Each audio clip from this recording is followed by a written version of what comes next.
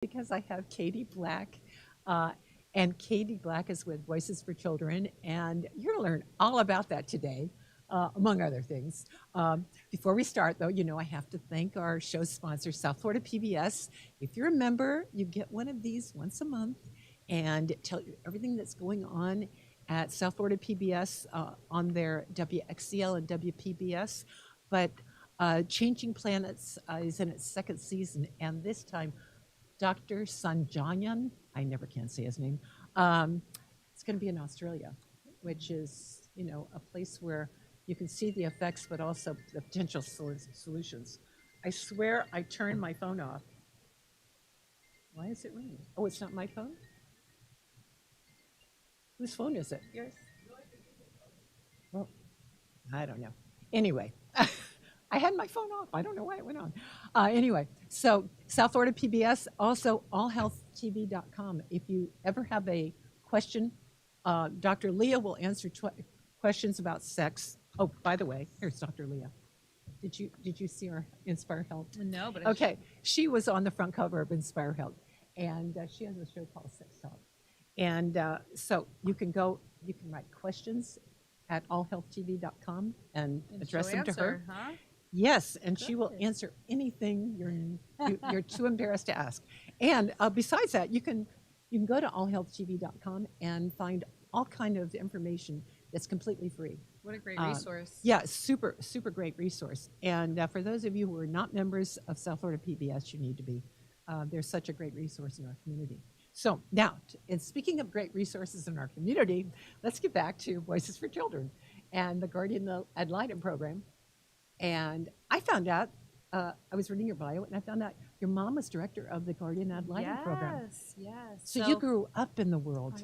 I did. I was actually talking to someone this morning. It was really beautiful to say that a lot of the community leaders in Miami have kind of watched me grow up and nurtured me over the years, including Dave Florence and Judge Lederman, Judge Cohen, Judge Newsom Safety. So it's been wonderful to kind of be able to lead in this way, especially, it's a kind of a legacy project. So yeah, my mom was the director of the Guardian Ad Litem program for 26 years. I read that. I can't believe that. Yeah, and she started, there were 4 employees. Your mom is Joni Goodman? She is, Joni Goodman. Okay. And she started with Mayor Danielle Of course, Levine-Cava and Cindy Lerner, and many of the community leaders were involved. And Gloria Burns were involved in kind of creating Guardian Ad Litem, and then also creating Voices for Children to help ensure that they had the funding they needed to make sure that they had advocacy. And now we've expanded to a lot of children's needs and basic needs and dignity items, experiences. So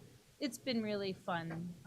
I tell this story when both my parents were community leaders. My dad was a criminal attorney, Mel Black, and my mom was at the juvenile courthouse. And so they used to take me to Bring Your Child to Work Day, and I used to sit in the courtrooms. I mean, that's what I did. I sat in either the criminal courthouse or the juvenile courthouse, and I would sit in the juvenile courthouse and watch kids my age, unfortunately, be removed from their home.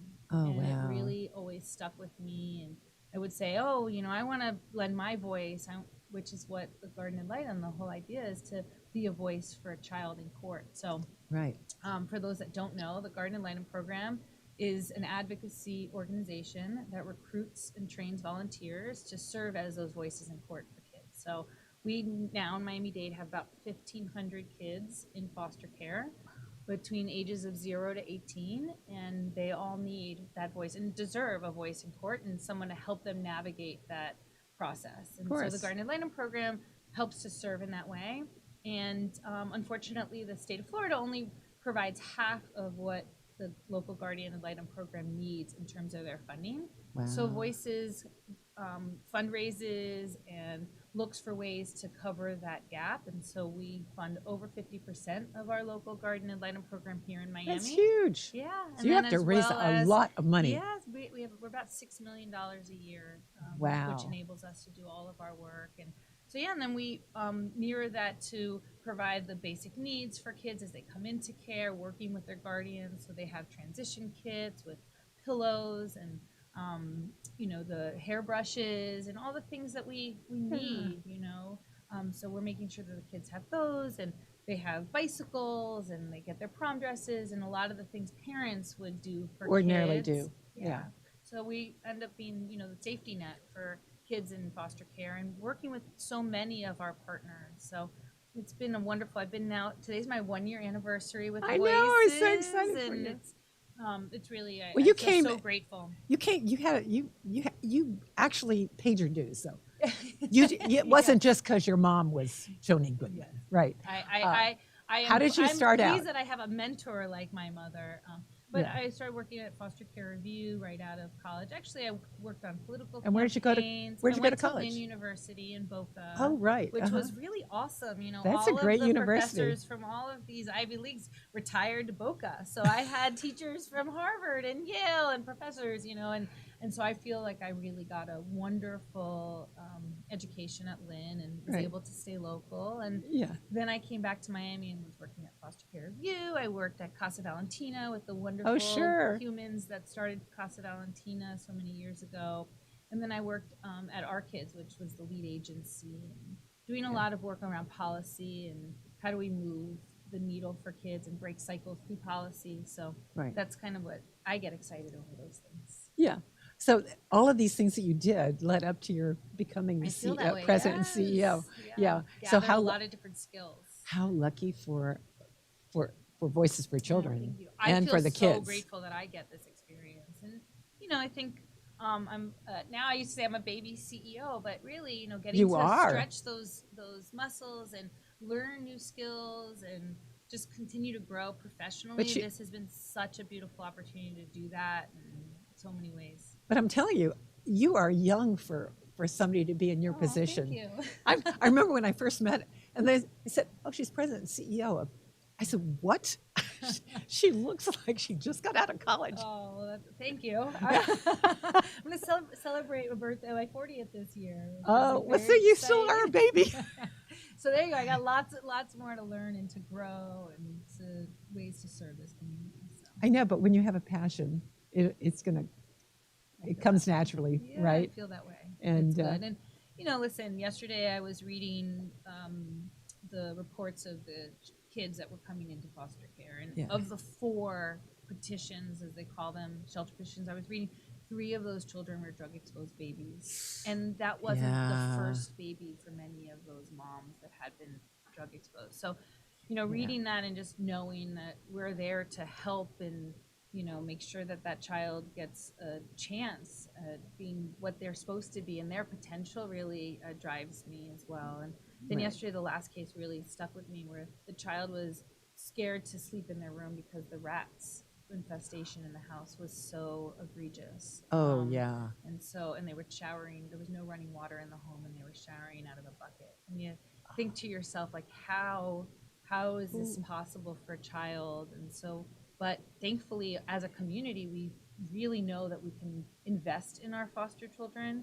Miami-Dade County does a really great job at that. They invested in 4 new initiatives that we launched this year, and so I think that we are. Well, you've got grateful. Kava too. Yes, that's like such a cheerleader. One of our founders. She really understands intimately the importance of our work. So, I think being able to have a program like Voices and make sure that we can care for these kids who are not. It's not their fault that they're in those situations. Yeah. So I feel. And so, what?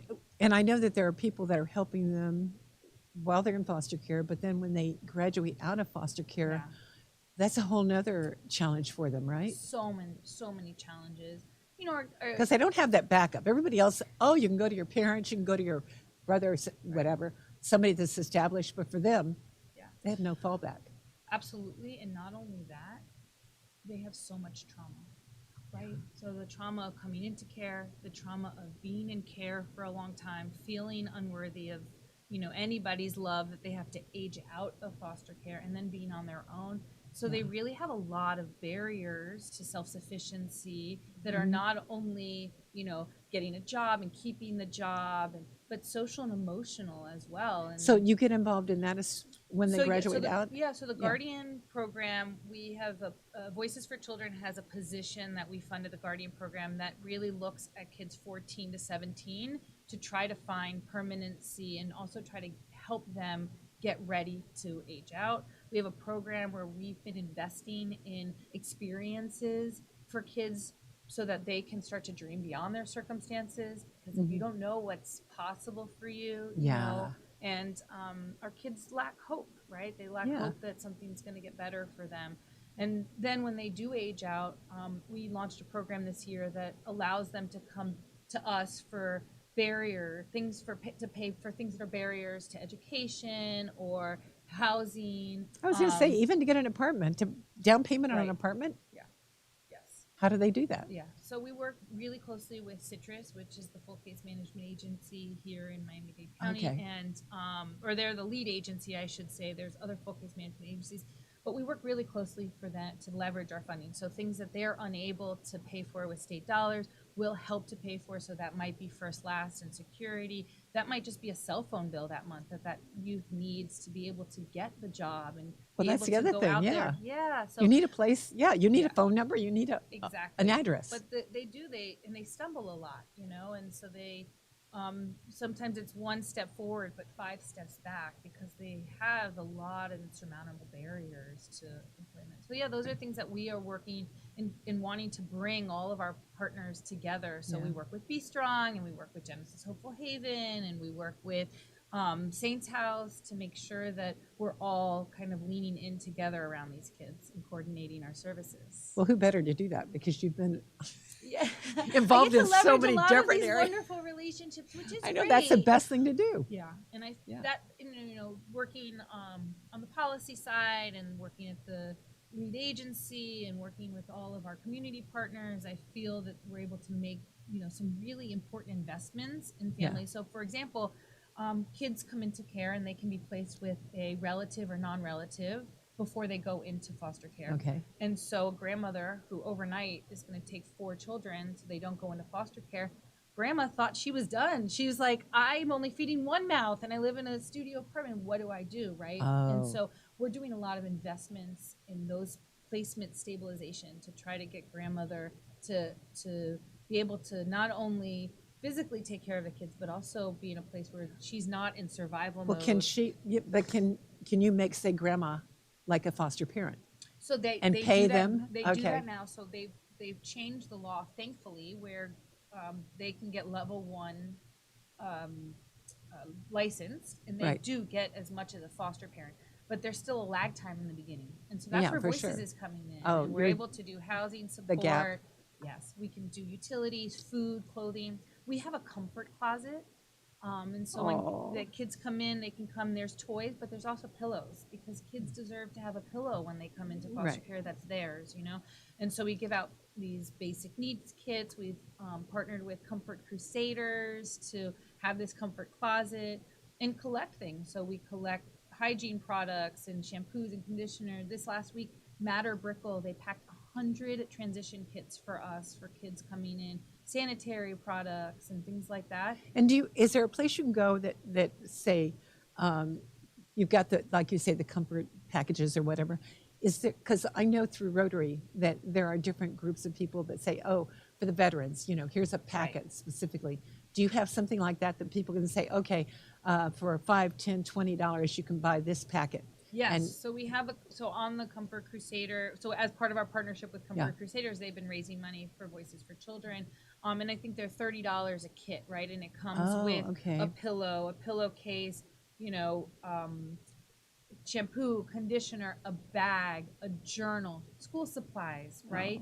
Age-appropriate things. So if it's a baby, right, they need baby bottles. And so really making sure that we have the ages and stages and ranges of those ages and stages. So when we go onto your website, say, can people donate specifically for, okay, I want to buy so many packages? Yeah, so if they go to our website now, they can make a general donation and they can designate that these would go for transition kits or to the comfort of course, closet, it's better if it's wonderful. General. Yeah, it allows general donations allow us to invest where is needed most. Exactly. You know? And so and we can try new things, right? We recognize that we took $50,000 and started this IL Bridges to Self-Sufficiency for the kids who were aging out of foster care, right? So it allows us to test and pilot things. We know that this now is a huge need for our kids, and so we want to continue that for next year. So the general donations definitely allow us to do that. We Right. also have events. So we have our luncheon on October 6th. So that's another way people can get involved is Oh, and tell us about that. Tell us about the Well, luncheon. you're going to be the first to hear that the theme this year is it's going to be it's a secret. It's a secret gathering of It the was a secret. superheroes. It was a secret. It's a top secret gathering of the superheroes for kids in foster care because there are so many heroes in our community that volunteer. They give their time, their talent, their treasures, right, to help support kids in foster care. So we bring them all together once a year. It's elected officials and business leaders and judges and community leaders as well that and have all come together to support the work that we do. So we have our annual Be a Voice luncheon is on October 6th at the Lowe's Hotel. So nice. The one in Coral Gables? Yeah. Oh my God, that's so beautiful. Yes, they've been wonderful to work with. Yes. So what a great new venue for our Oh community. yeah, it is. Isn't it gorgeous? Yeah. So we have that coming up. We have our back to school. So we partner every year to make sure that 400 plus kids get the uniforms that they need. We also provide them with shoes and Publix gift cards to get them set up on the right foot for school in a backpack full of items. So we're constantly looking for people who want to either donate the items or they want to come and help us pack, or the day of they want to help shop with the kids. So we are always looking for people that want to engage, and we have tons of ways to get involved, which is well, getting volunteers involved is a great way to get donors. Yeah, that too, but also because the Guardian Ad Litem program is a volunteer-based organization. Oh, sure, I've known people that have done that. To be that voice. That's a real, you know. It is. I was actually a guardian. I became a guardian at 19, right? You did? Yes, and oh my still gosh. am in touch with the girls that I was the guardian for. Is that right? Yes. Wow. And now they're thriving, and one of them has 2 children, and she gets very emotional every time I call her. But I just, these kids need somebody to believe in them. Yeah. And we all should be believing in our foster kids because they they belong to all of us essentially. Oh yeah, for sure. So you're making me tear up. Gloria, you want to become a foster parent? No. I've got my hands full. People are going, can you be on our board? I go, I don't think I've got any more time left. But you lead in so many beautiful ways in this community, and I think we all, have to lean in, and we're all better together. We all play a role, and we all just work together to do that. I love working with people like you and Patty over there. Yay, Patty. We have a guest today. To have Patty Wheeler with us at Voices now. So what a blessing. Yeah, absolutely. Yeah. So tell me, what is your typical day? Oh my goodness. There is no typical day. Is that the question? Yesterday I started breakfast at 8:00, and I left the office at 11:30 p.m. So I really just sometimes need quiet time to work, and so you'll find me in the early evenings. The lights go off in our building at 9 p.m. and I am still there working in the dark. But I think talking with people how to get engaged and involved, working on policy collectively with our community, convening our community, looking for new people who want to invest in our work, stewarding those people because we really cannot do it without our donors and without all of the different revenue streams that allow us and enable us to do this work. So, I'm just a little bit of everything every day. Are there any other cleaning, including loading bikes onto U-Hauls to distribute bikes. I do that often, which is the stuff I actually love more than anything. I know, really, it's true, isn't it? Though it's not like paperwork. No, it's like you feel like you're actually physically doing something, right? Yeah, those are my best days when I'm. And so we're actually working on experiences for kids or youth, I should say. And so this summer we're taking 20 youth on a mission trip to the Dominican Republic the Dominican Republic to lay water systems with my goodness. Mission. Yes, and so I'm getting to go on that, which I'm very excited about. So these are foster kids you're taking? Yeah, 20 kids. And what better way for them to feel good about themselves and helping other people who are less fortunate? And the courage that it takes to go on a trip like this. Yeah. The skills that you learn, the confidence that you build. Absolutely. I'm really excited It's been challenging to make sure that all the kids have passports, right? Because we have to get birth certificates, we got to get judicial orders, we got Oh to my work on gosh, so yeah. many logistics to get them on the trip. But I really Well, the do nice believe thing it's is once you've done that, they've got all that exactly, that and they then they'll be able need. to travel the world, right? We're Exactly. opening up an When they need a opportunity for passport, them. they've got that. Exactly. Yeah. Yeah. So it serves a dual purpose. I agree. I agree. I hope that they soar and they get to So fly you get to go everywhere. on that trip? I Oh my goodness, that's yeah, going to be with so my much fun. colleague Fritzy from Genesis Hopeful Haven and some other community leaders are taking. And are you going to have somebody document it? Yeah, so we will have a video. We'll be able to show the video on our October Oh, you have to 6th come back. luncheon.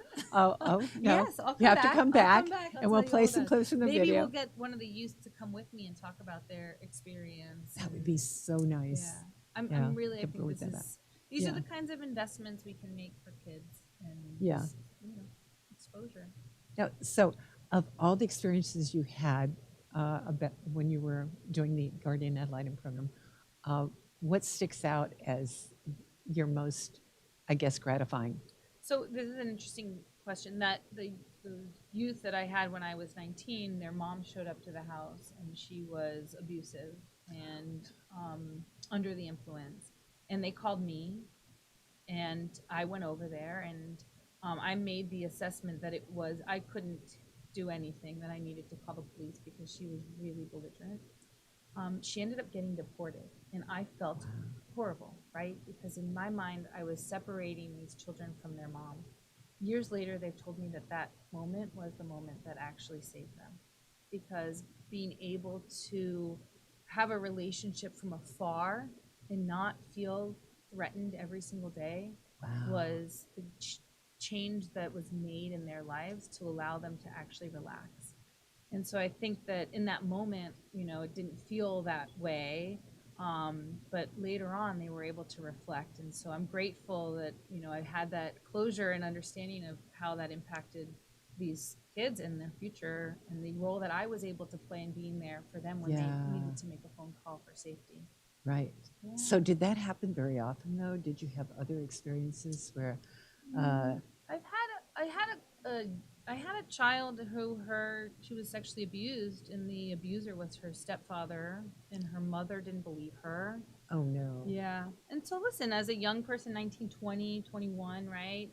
Navigating those complex Yeah, you were young to things, be I handling was. that. And so I felt really grateful because I had Fran Feinberg, for example, I from was Christie House, Yeah. just as somebody who was guiding me and helping me and supporting me, and had a wonderful therapist at Christie House who I'm still friends with, who was helping the young girl. And so I think that there was a lot of growth for me as well in that, in knowledge that I gained. But yeah, Oh it was my a lot goodness, of yeah. complex situations. But our kids do. They really navigate some very complex situations and tragedies early on in their life that they have to overcome. And have you had some of your foster kids go back into like that work? I mean, I think that, this is a really staggering number, and I hope that I quote it correctly. But of domestic sex traffic victims, Yeah. over 60 to 70% of those kids come from foster care No. because they're very vulnerable. They're just looking for love. They're looking for love. They have no resources, right? Right. They're looking for someone to help them. And then it's essentially Romeo pimps. And so then Yeah, they right. say, oh, I'll take care of you. Don't worry. Let me help you with your cell phone bill. Oh, and then all of a sudden they start to control. And Yeah. these girls wake up and they're being alienated from everybody else they know, where they didn't have a lot of people looking out for them in the first place. Right. And then they're trapped. Right. And so we do see a large percentage of our girls and boys who are taken advantage of, who are very vulnerable, who end up being human trafficked. And do you try to, during the time that you're working with them, do you try to kind of warn them?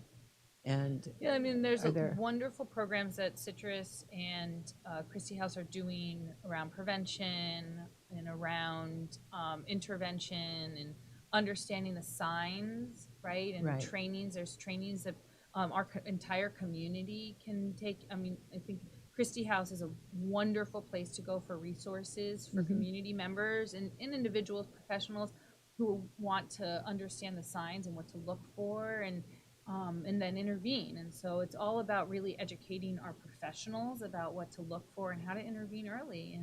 And then, how do we help to build up those girls' self-esteem and to break free from those So they're not vulnerable. emotional chains that have created, Yeah.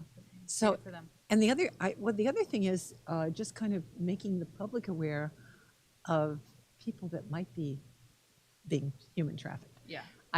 One of the past presidents of the Coral Gables Women's Club went to I guess it was a workshop regarding human trafficking. And don't you know, within a week, she identified somebody that looked suspicious, and it was big, tall man, older man with a young girl dressed very skimpily, and she called the police, and they followed him, and turns out they saved the girl. Yeah. So, but it's interesting because, if I guess more people went to these workshops and took advantage of, because all you have to do is identify. Sometimes it's not like you have to volunteer your time, but just be aware, Yeah, and right? be vigilant. Uh-huh. Yeah, I think that there's also something to be said, like for our staff, when a girl runs away or a boy runs away and they come back with luxury items, or they come back with self-care things that we know that they didn't have resources for To and so buy. it's just knowledge, and then how do we help to guide them differently.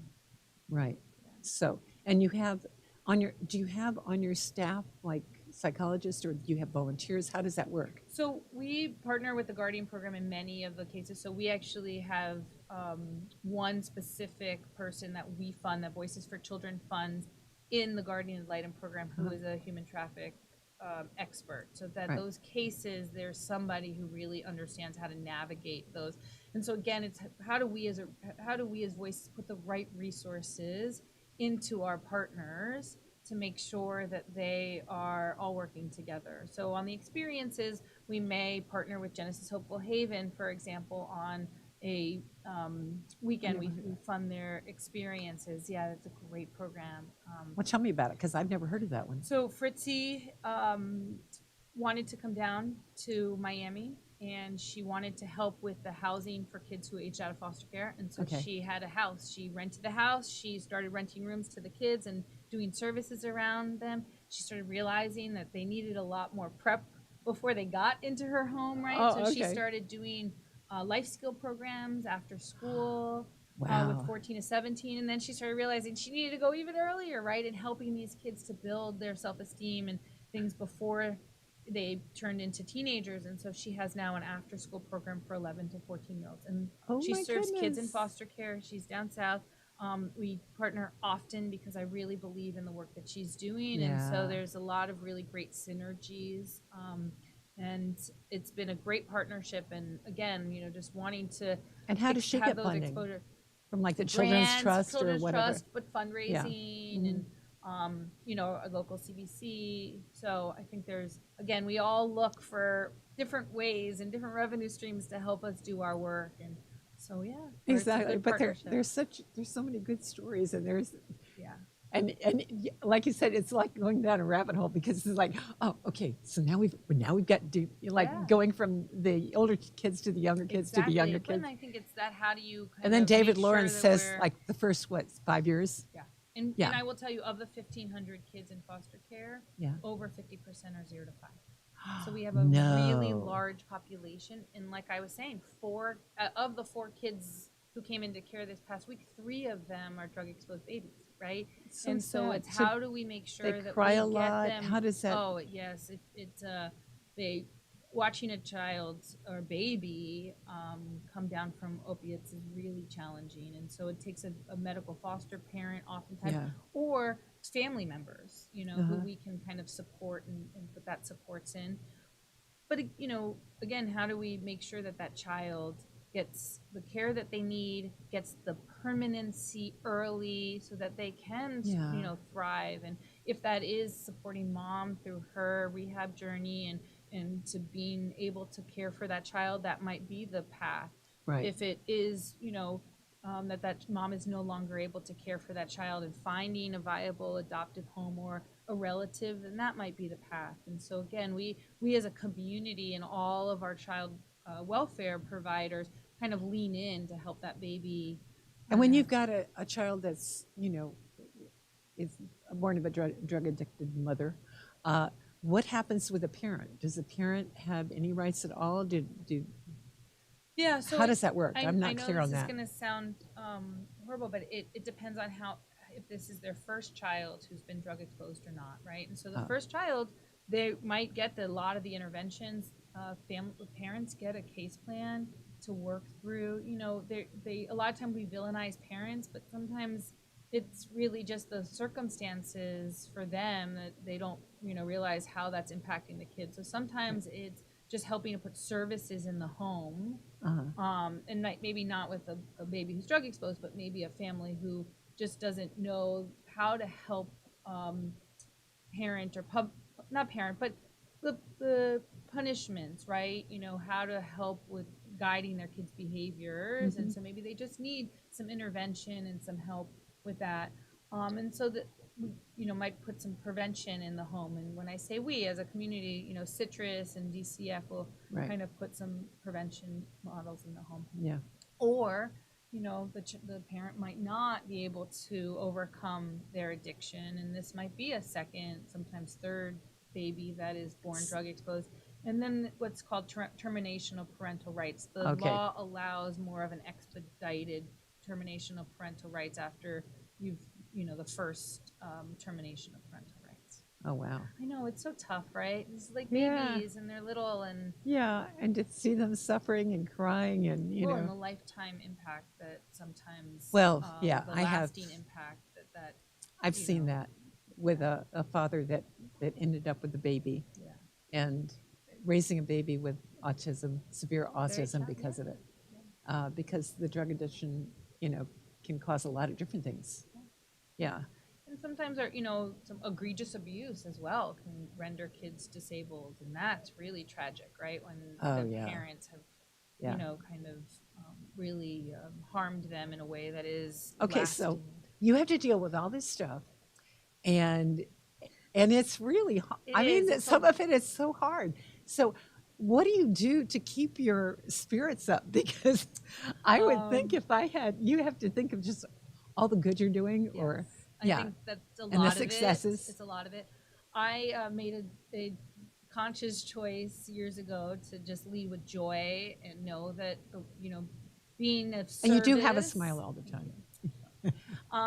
Being of service for me is really where I get my most joy from. I also enjoy roller skating and blowing bubbles and things that are joy generators for myself. Oh, there you go. That allow me to kind of do this from a joyful place, because it's a lot, and there's a lot of self-care that needs to go in for all of our staff. I mean, you can imagine our case managers, our frontline, have so much vicarious trauma, right? Yeah, and for that's sure. where some of the self-care we talk about isn't just nails and going to the hair salon, but it's really mindset and making sure that we're in the right place to be able to do this. So we are out of time.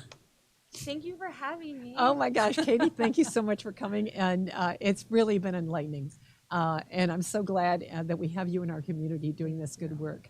And again, thank you, South Florida PBS, for sponsoring our show and for bringing us this wonderful person to explain what's happening and think about helping. Voices so for our Children. Website is beavoice.org. Okay. But you can Google Voices for Children Foundation Miami and find us. So. Great. Okay. Yeah. Well, until next week, have a good one. Be safe and help make a difference. And maybe be a voice. And be a voice. There you go.